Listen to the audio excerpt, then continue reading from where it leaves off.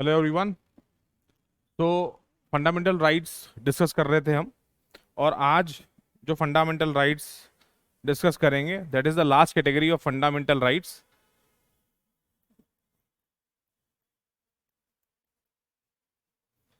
Which is known as constitutional remedies. ठीक है, constitutional remedies under article 32। ठीक, अब ये कॉन्स्टिट्यूशनल रेमेडीज होती क्या है? ठीक, what does the word remedy means? Remedy शब्द का जो मतलब होता है वो होता है सॉल्यूशन। ठीक है, कि कोई प्रॉब्लम है आपके पास, उस प्रॉब्लम का कोई सॉल्यूशन यहाँ पे दिया हुआ है, that is what the term remedy means. ठीक है, अब इसका मतलब क्या हुआ कि जो इंडियन कॉन्स्टिट्यूशन है, Indian constitution has provided certain solutions, has provided certain solutions. अब ऐसी कौन सी प्रॉब्लम हो जाएगी जिसके लिए सॉल्यूशन की बात कर रहा है इंडियन कॉन्स्टिट्यूशन? तो उस प्रॉब्लम का नाम है, जब भी किसी भी तरह का there will be breach of fundamental rights. ठीक है, whenever there will be breach of fundamental rights, whenever there will be any type of infringement of fundamental rights by state और सर्टेन अथॉरिटीज, उस case में what are the solutions left to the people? That is all about constitutional remedies, that is all about article 32। इन्हें Ritz भी कहा जाता है। क्या कहा जाता है? रिट्स। ठीक है, तो बेसिकली रिट्स क्या है? Writs are orders by the courts. ठीक है, order by the courts, and what courts? Supreme court and high courts. ठीक है, subordinate courts does not issue writs, ये याद रखिएगा, subordinate courts does not issue writs. ठीक है, तो writs are orders, judicial orders, कि जब भी किसी भी तरह का कोई भी ब्रीच हो रहा होगा fundamental right, whenever there is breach of fundamental rights, infringement of fundamental right by certain authorities, ठीक है, उस केस में कोर्ट्स कुछ ऑर्डर्स पास करते हैं जिन्हें रिट्स कहा जाता है। ठीक, आ रही बात समझ में? तो अब यहां पे सबसे पहले हम ये बात कर लेते हैं कि see we are discussing fundamental rights. ठीक है, और हम सबसे लास्ट कैटेगरी डिस्कस कर रहे हैं, दैट इज आर्टिकल 32। ठीक, बट मैं आपको बता दूं कि इंडियन कॉन्स्टिट्यूशन में there are two provisions which are related to writs. One is article 32 and another one is article 226।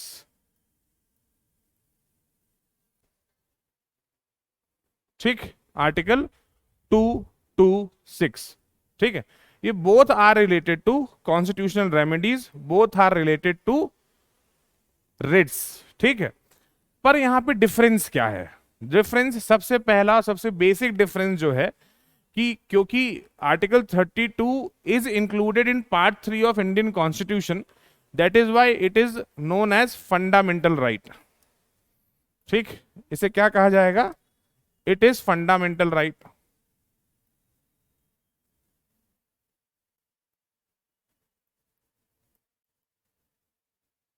ठीक, बट दिस प्रोविजन आर्टिकल 226 जो है वो एक तरह से फंडामेंटल राइट की कैटेगरी में नहीं आता है, तो उसे आप बोल सकते हैं it is a constitutional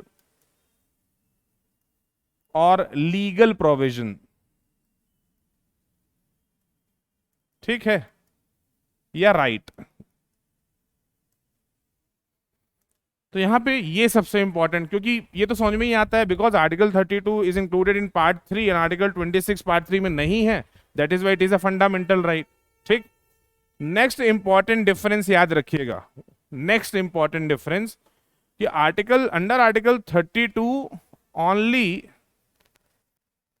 supreme court can issue writs, only supreme court. यहां पे क्या है? Only high courts. ठीक, आ रही बात समझ में?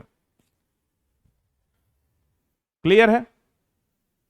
अब क्योंकि यहां पे मैंने बता दिया है कि only supreme court can issue writs, तो सिंपल सा मतलब है all writs can be issued under article 32 all over the territory of India,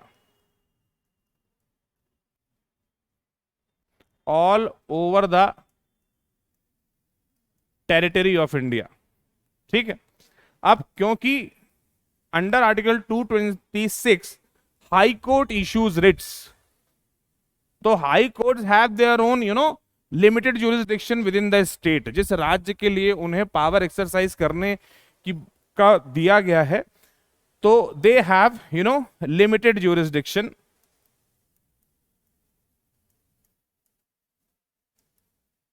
and that limitation is within the state.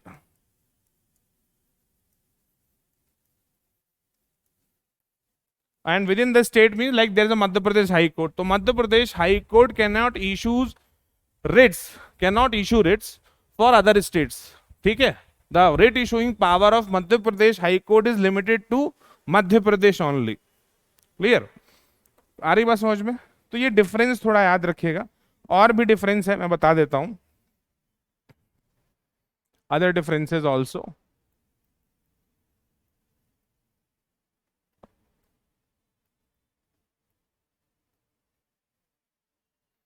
तो अनदर डिफरेंस इज, अब देखिए मैंने आपको शुरुआत में ही बताया था कि fundamental rights are very important component of the Indian constitution, soul of तो यहां पे अ फंडामेंटल राइट्स, सीधी सी बात है, वी हैव डिस्कस्ड आर्टिकल 13, तो वहां पे हमने देखा है कि fundamental rights can not be violated.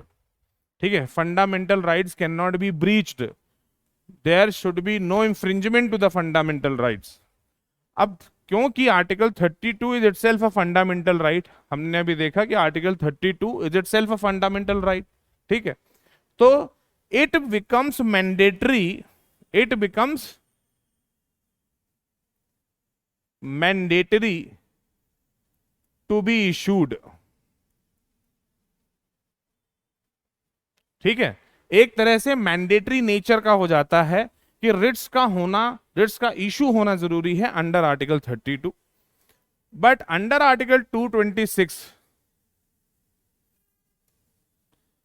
It is not mandatory, उसका नेचर जो है वो मैंडेटरी नहीं है, एक तरह से वॉलेंटरी हो जाता है यहां पे कि हाई कोर्ट्स मे और मे नॉट।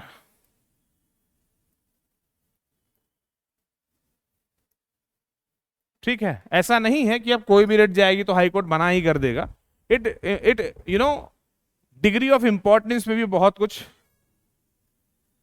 डिपेंड करता है कि to what extent that particular writ petition is important. ठीक है, तो ये याद रखिएगा, under article 32 it becomes mandatory. ठीक है, रिट जो है it becomes mandatory to be issued, and 26 जो है वो एक वॉलेंटरी प्रोविजन है, हाई कोर्ट्स के ऊपर उतना मैंडेटरी नहीं होता है कि वो रिट इशू करें। क्लियर है? नेक्स्ट डिफरेंस क्या है? सी, अब हम बात करेंगे द लास्ट डिफरेंस कि on what grounds writs are issued. ठीक है, तो under article 32 supreme court can only issue writs only on the grounds of breach of fundamental right. ठीक है, this ground is the only ground for the Supreme Court to issue writs under Article 32 if there is breach of fundamental right. ठीक है, but under Article 226 high courts can issue writs on certain other grounds as well. यहां पे breach of fundamental rights तो है ही, साथ ही साथ breach of legal rights and on some other matters as well. ठीक, आ रही बात समझ में? क्लियर है सभी को? तो these are the differences which you people must remember कि article 32 and article, difference between article 32 and article 226 कि article 32 itself a fundamental right। ठीक है, आर्टिकल 226 कॉन्स्टिट्यूशनल राइट है, लीगल राइट है. Only Supreme Court can issue it under Article 32. Under Article 226, high courts all over the territory of India, they have their limited jurisdiction within the state level. ठीक है. Article 32 some एक mandatory nature का है, 226 voluntary nature का है. ठीक है. Article 32 सिर्फ एक ही ground में under Article 32 Supreme Court can issue writs, and that is breach of fundamental right. Whereas when it comes to Article 26, there are certain other grounds. ठीक है. Breach of fundamental right Article 226 में भी है, but there are certain other grounds like legal rights, like other matters as well. ठीक. तो ये रहा writs. अब बात करते हैं types of writs की. तो एक before going to types of writs मैं आपको बता देता हूं. क्लियर? कि एक चीज जरूर याद रखिएगा कि आर्टिकल 32 के under article 32 only supreme court can issue writs. ठीक है. Only supreme court can issue writs. तो next is type of Ritz.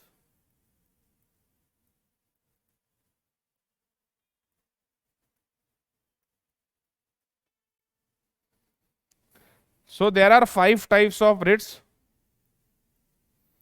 The first one is habeas corpus.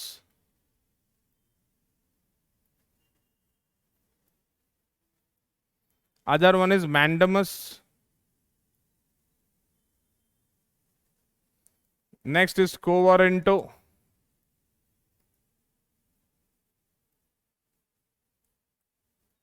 Next is prohibition.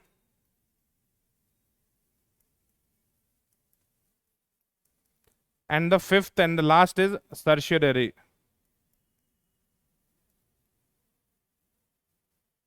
Spelling mistake हो सकती है तो उसमें बहुत ज्यादा मत जाना, स्पेलिंग तो चलती रहेगी, है ना.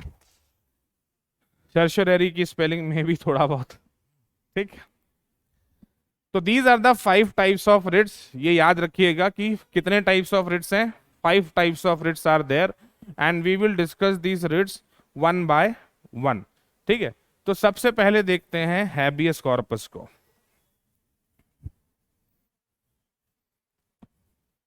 ठीक है.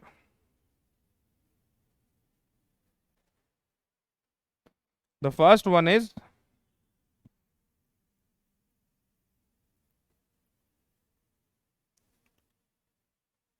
habeas corpus. What does the term habeas corpus means? It means that to have a body. To have a body. अब ये to have a body शब्द को आप जब देखते हो, what does the term to have a body reflects? It simply means कि लगता है कोई गायब हो गया है. ठीक.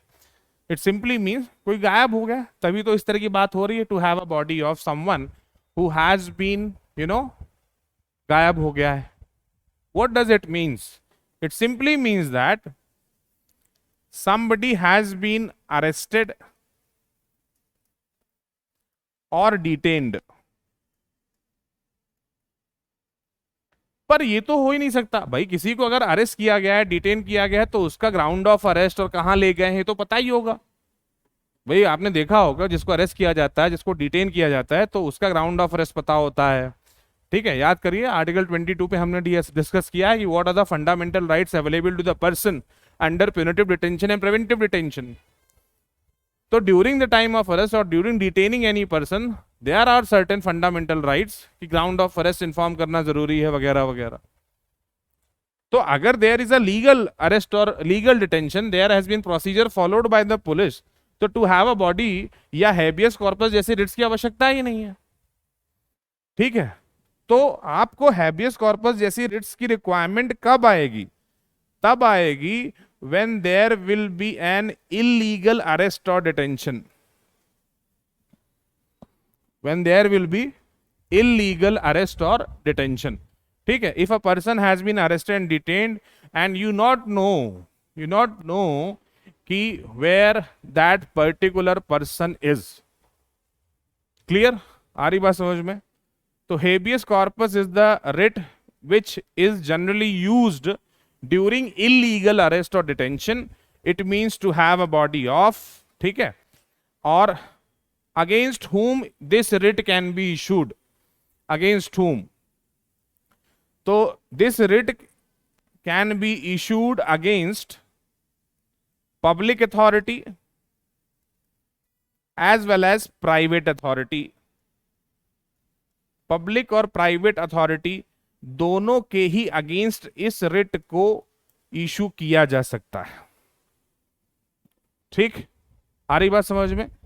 तो सुप्रीम कोर्ट अंडर आर्टिकल 32 और high court under article 226 can issue the writ habeas corpus against public authority as well as private authority. ठीक, अब यहां पे who can approach the court? भाई अब देखो, जो व्यक्ति अरेस्ट कर लिया गया है, डिटेन कर लिया गया है, वो तो जा ही नहीं सकता कोर्ट तक, अप्रोच कर ही नहीं सकता, क्योंकि ही इज ऑलरेडी अरेस्टेड और डिटेन्ड। तो a person who is related to that particular person, generally family members वगैरह, कि जो भी एग्रीव्ड पर्सन है, जो भी एग्रीव्ड पर्सन है, ठीक है, the relative of that particular person, ठीक, brother, sister, mother, father et cetera. Is it clear? आ रही बात समझ में? तो दीज आर, एक बात याद रखिएगा कि ये पॉइंट्स बहुत इंपॉर्टेंट है जो आपके सामने लिखे हुए हैं, तो do remember these points. Clear है?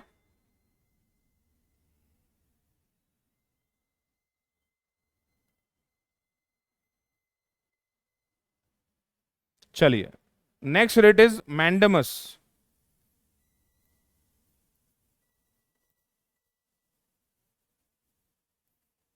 What does the term mandamus means?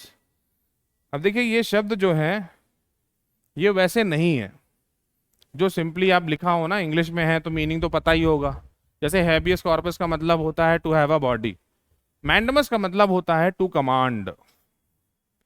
What does the term mandamus means?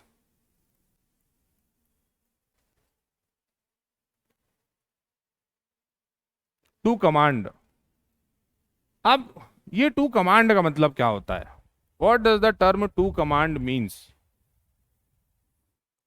What does the term to command means? अब यहां पे ऐसा नहीं लगता कि शायद किसी को कुछ काम करने के लिए बोला जा रहा है? ऐसा नहीं लग रहा कि आप किसे कमांड करोगे? If someone is not performing his duty, if there is any public authority, ठीक है, to command when duty is not performed,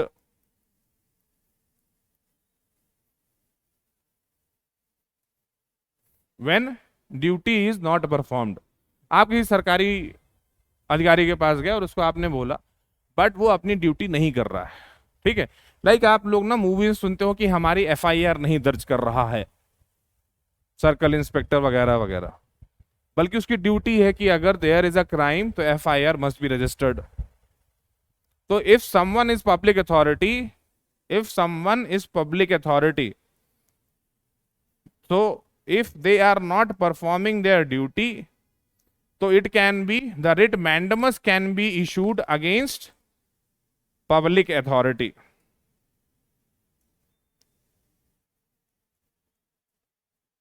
ठीक है, as well as inferior court, as well as tribunals।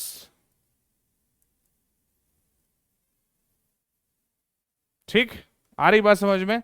So against whom the writ mandamus can be issued, it can be issued against public authority, inferior court, you know। अब like for example there are certain duties of subordinate court, ये आपके करना ही है।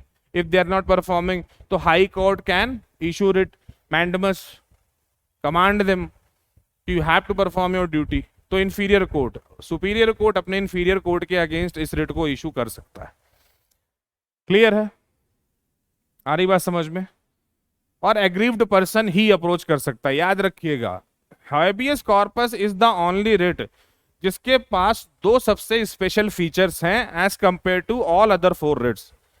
The one is कि वहां पे aggrieved person के relatives can also approach Supreme Court as well high court under article 32 and 226, the first thing. And habeas corpus is the only writ which can be issued against public authority as well as private authority. No other writs, जो बाकी की 4 writs हैं उसमें यही 2 similar features नहीं मिलेंगे आपको, क्योंकि बाकी की सारी writs में जो aggrieved person है that can only approach Supreme Court or High Court under Article 32 and 226 respectively, as well as all these 4 writs can be issued against either public authority or inferior courts. ठीक है, these 4 writs other than habeas corpus cannot be issued against private authority. ये याद रखिएगा. The 2 very special features regarding habeas corpus. Clear? चलिए, ठीक है. तो who can approach court? Only aggrieved person, the one who is aggrieved, जिसके साथ गलत हो रहा है वो. ठीक है, आ रही बात समझ में? तो that's all about mandamus. Next is को warranto.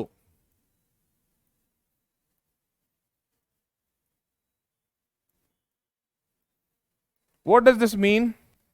It simply means by what authority. ठीक है, क्या है? by what authority. अब what does this term reflects? This reflects कि someone is exercising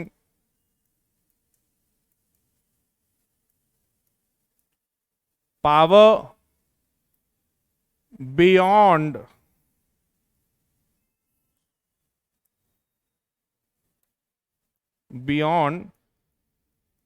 its, beyond its jurisdiction, और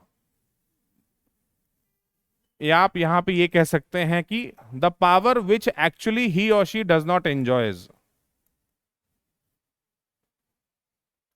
ठीक, आ रही बात समझ में? तो what does it means? It simply means that कि यहां पे it can issued against person to vacate a post or office which he or she may have occupied wrongfully. ठीक है, कि आप यदि इस ऐसी कोई पर्टिकुलर पोस्ट में हैं जहां पे वो पोस्ट आपकी नहीं है. क्लियर? तो ये याद रखिएगा कि this particular writ is issued against whom? Only against judicial और क्वासी जुडिशियल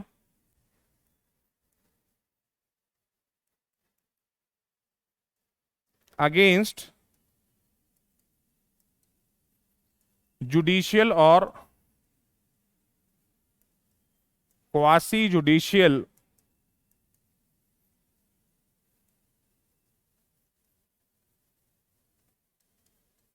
अथॉरिटी. ठीक है, यानी कि पूरी तरह से जुडिशरी वाले सर्कल पे ही है. Superior courts can issue the writ of को वारंटो अगेंस्ट इंफीरियर कोर्ट्स. ठीक है, और अदर जुडिशियल अथॉरिटीज, ये याद रखिएगा. और यहां पे भी हु कैन अप्रोच कोर्ट?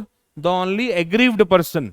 ठीक है, याद रखिएगा the 2 very important features which are related to habeas corpus which make habeas corpus very different from other 4 writs. ठीक है, कि वहां पे other than aggrieved person can also approach courts. ठीक है, and habeas corpus is the only writ which can be issued against private authority as well. So that's all about quo warranto. यहां पे समझ में आप ये याद रखिएगा कि someone by what authority. So यहां पे authority को क्वेश्चन किया जाता है if someone has occupied a position where he or she must not be there. ठीक है, wrongfully occupied position है अगर कोई. Next is prohibition.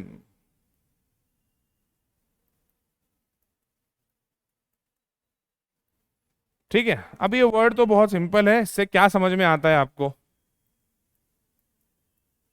To prohibit नहीं समझ में आ रहा?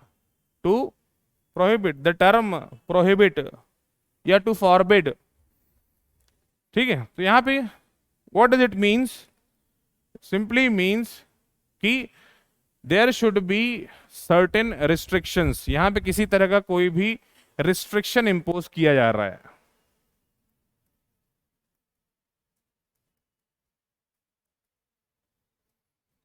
अब when a restriction is imposed over any public authority, when there is allegation कि you are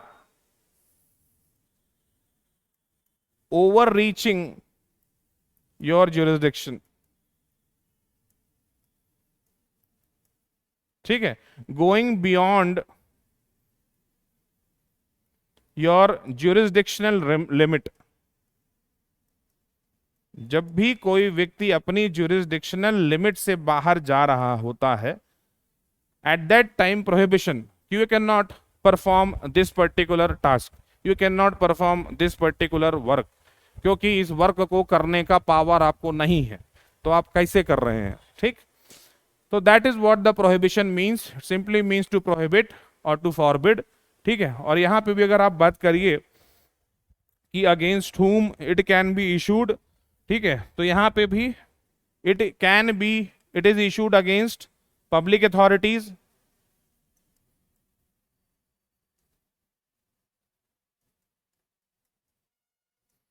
ठीक है, and judicial and quasi judicial authorities, ये भी याद रखिएगा।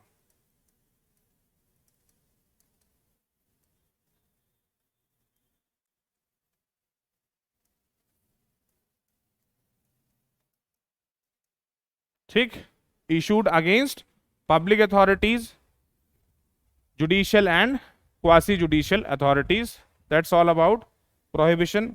अब बात करते हैं लास्ट रिट के बारे में, लास्ट रिट, ठीक है। अब यहां पे जो सबसे आखिरी रिट थी, certiorari, what does it means, to certify,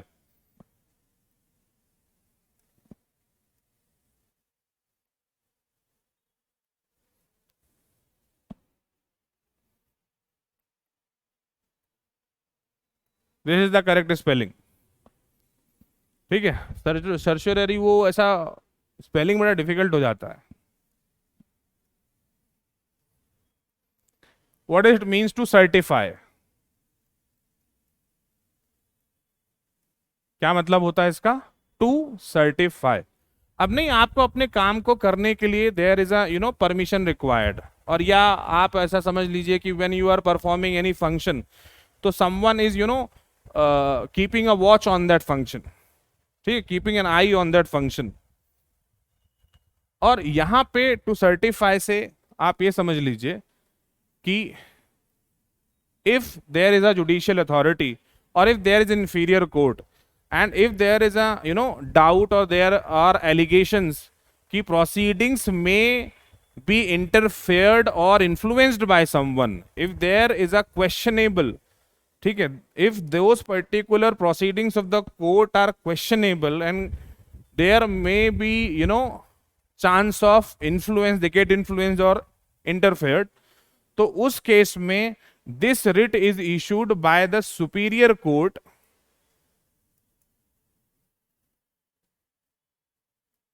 against subordinate courts,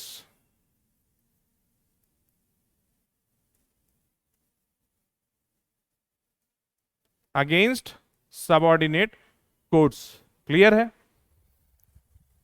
ठीक है। तो सर्शररी मींस टू सर्टिफाई, और ये सिर्फ और सिर्फ पब्लिक अथॉरिटी